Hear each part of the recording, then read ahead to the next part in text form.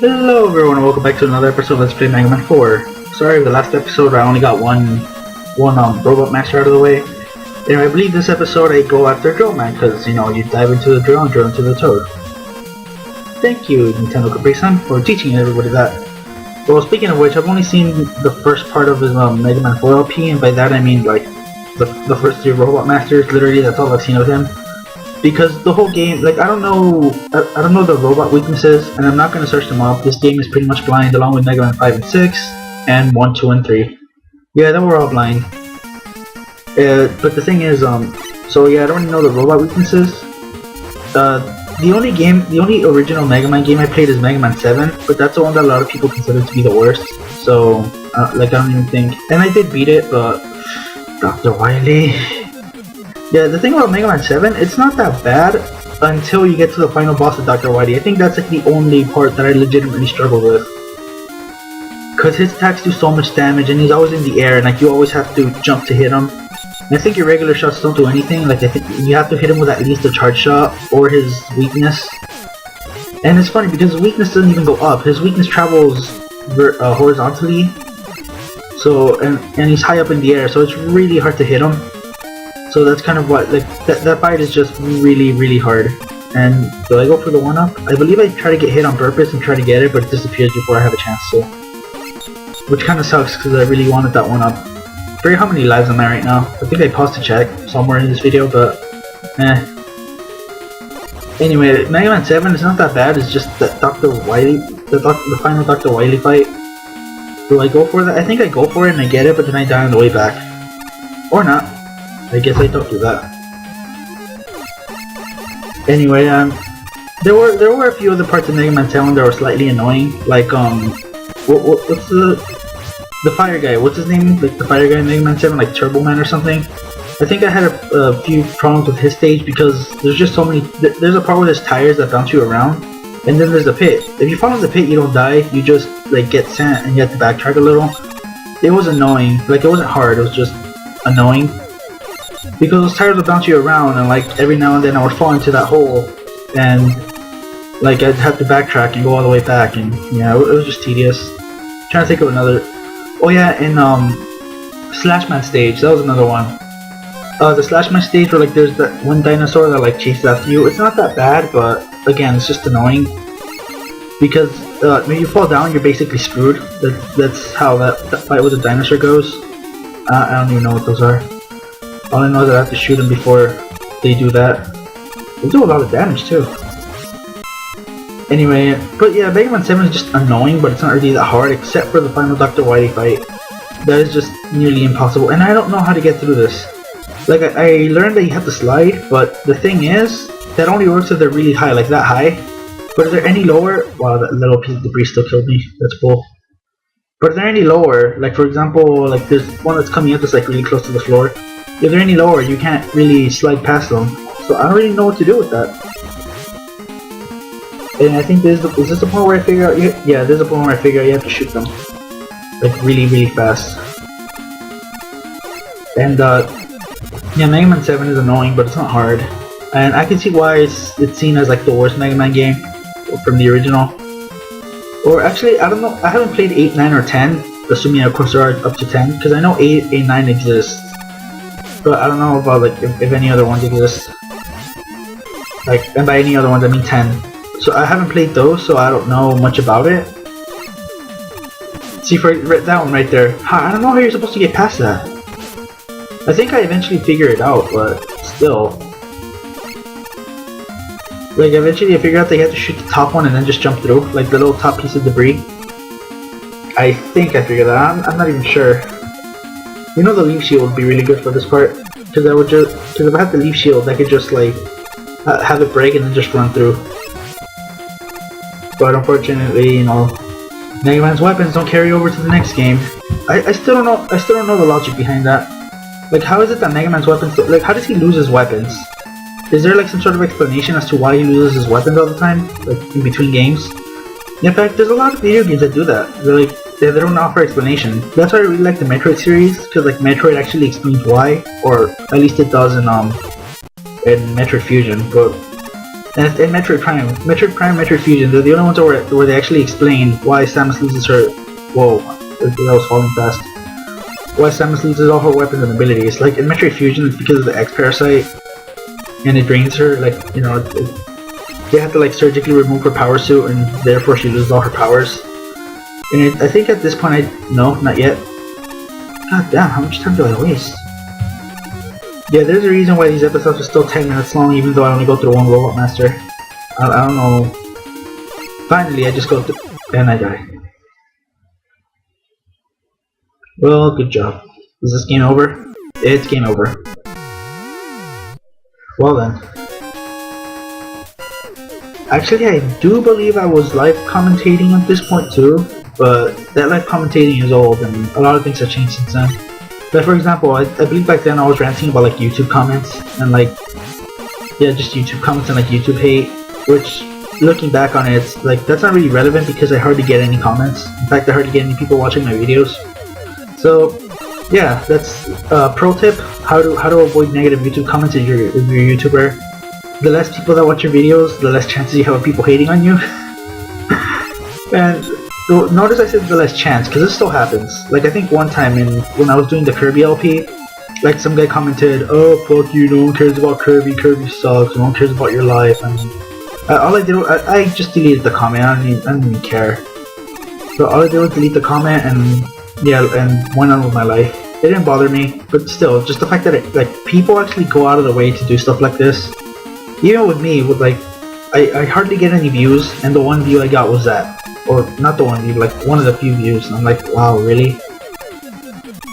Anyway, yeah, this is the part where I get the 1-up and I die, because I remember there was a part where that happened. I was wondering when that was. Anyway, so where was I? Oh yeah, so back then I was ranting about YouTube commentaries and all that stuff, but now, I don't really, goddamn, stupid Metroid bullet. But now it's like, eh. Because the thing is, it's gonna happen. Like, the thing about growing channels is that, you know, more people watch, more people get jealous, more people hate, but at the same time, more people like. It's something I noticed a lot with people like for example, take the Beer Bros. Like, the Super Beer Bros, I love their channel, you know, they're really cool. And they don't need my endorsement because, you know, they're a lot more popular than me. And for the most part, most of their comments are like they get a couple thousand views, like I think 2,000 or 3,000 views per video. And the comments are usually like, what happens is Gerard, one of the guys, or Alex, because you know there's two of them, they always ask the question of the day, and most of the comments are answers to their question of the day. But then if you look at Gerard's other channel, The Completionist, you look at the comment section of that one, it's full of hate. It's just full of people. The thing is, most of the hate isn't even towards the Completionist himself, it's towards his sidekick Greg, or I shouldn't say sidekick, but it's towards Greg, and he's like, "Oh man, Greg is so annoying, he shouldn't be on the show, he sucks, blah blah blah." I don't know, I actually do legitimately find Greg funny, but that's just my opinion. Some people don't. I could see why, because Greg's style of humor is pretending to be dumb. And notice I said pretending, like, because I think in one of the Beer Bros episodes, because the thing about Beer Bros that's more realistic, it's more behind the scenes. It's not acted, as far as I know. Like it seems like it's something that's like live commentated, with a few exceptions. Like I think one of the other 3 episodes they lost the audio, so they have to like post commentate. But aside from that, like I think I remember like one of the Beer Bros episodes, Greg was like, "Oh yeah, I'm not really stupid. I just like acting that way, even in public, because like that's how people know me." So he said something to that effect. He didn't actually say those exact words. So yeah, so he does, like, that's his form of comedy, and I can understand that, and I actually like that form of comedy, but it's not for everyone. So I can see why. But at the same time, to actually go out of your way to be like, "Oh man, Greg sucks, he shouldn't be on the show," like, really? I think that it might actually be going too far. And I think I tried to grind for 1-ups, I'm not sure. What the hell do I try to do in this video? Holy crap, this thing's like 15 minutes long and I only do one stage. That is... Actually, I think I tell myself to skip. I'm like, "Oh yeah, future Jose, skip." I like how like every single YouTuber, or not every single YouTuber, but like a lot of YouTubers have like a Barry type of guy, and it's usually future selves. Like I know Nintendo Capricin has that. Nintendo Capricin is like, "Oh, future Tim, do this." And another YouTuber I watch was like, he's not very big, but like I still enjoy his videos. Psychotic Rambo. I think like in one of his episodes he's like, future Kevin, do this, blah blah blah, edit this in, and I just, wow, killed by that thing, and I just found that hilarious. Anyway, I think I'm gonna go ahead and just stop talking and like skip to the end of this part. Little disclaimer: I'm not really like this when playing video games. Like past me is like when I was a little kid, like I would be the type of kid who would always try to go after every single coin in Super Mario Bros. I was always that type of kid. So I think like my old habits are coming back and like I'm trying to get full life. I think that's what's going on right now. But Jesus, I don't remember being this boring. Anyway, I'm trying to lure that guy here without getting hit by the rock. Yeah, that's when I realized I could. Wow. That's when I realized I could hit the actual rocks, not the debris. How long is this video? Oh wow, there's still like 5 more minutes. Anyway, the boss door was right there. I feel like I should just skip to it. I feel like I should just skip to the boss door instead of grinding here. Because I don't know why I'm doing this, to be honest. Actually, I think there are more efficient ways to grind off this part. Maybe, I don't know. We'll see. Oh yeah, speaking of which, after this I'm gonna do yeah, like I tried breaking the rock, but as you can see I failed miserably. Anyway, I think after doing all of my Megaman LPs, what I think I'm gonna end up doing is Street Fighter X Megaman, which is a complete fan game that Capcom actually picked up and like decided to work on and polish. And of course they gave the guy who made it his like proper credit and stuff. And I just think it's really cool how like there's an actual fan-made game that like a big company like Capcom noticed and like picked up and polished. Like I just think that is pretty cool. It'd be like me making like a Super Mario World hack that Nintendo just picks up and it's like, oh yeah, we're gonna turn it into a real game. We're gonna call it the real Super Mario World 2. I mean, I know the odds of that happening are like very low. The reason Capcom picked it up is because that game is really well made and like really like it's like really well made and polished, and like he showed true dedication. So that's kind of why Capcom picked it up, and I can see why. The game is really good. I've only played the Ryu and the Chun-Li stages. So after Mega Man 6, I'm probably gonna do that game. Oh, I think I've also played against Blanca before. So yeah, but the thing is, I didn't actually beat Chun-Li because I played against Blanca and then I went after Ryu, and wow, that did a lot of damage. So yeah, I won Blanca, then Ryu, and then Chun-Li, but like I didn't even get to her stage. I mean, I didn't get to her. I got to her stage, but I didn't even get to her. And because he has 1 life, I decided to finish him off with the Mega Buster. Finally, the end of this episode. Freaking grinding for 1-ups and stuff. I don't know why. But that was my phone in case you heard that. If you didn't hear that, then I'm sorry.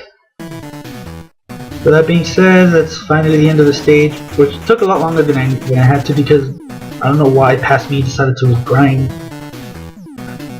Yeah, I really don't know. Anyway, we also get Rush, Jet, Adaptor.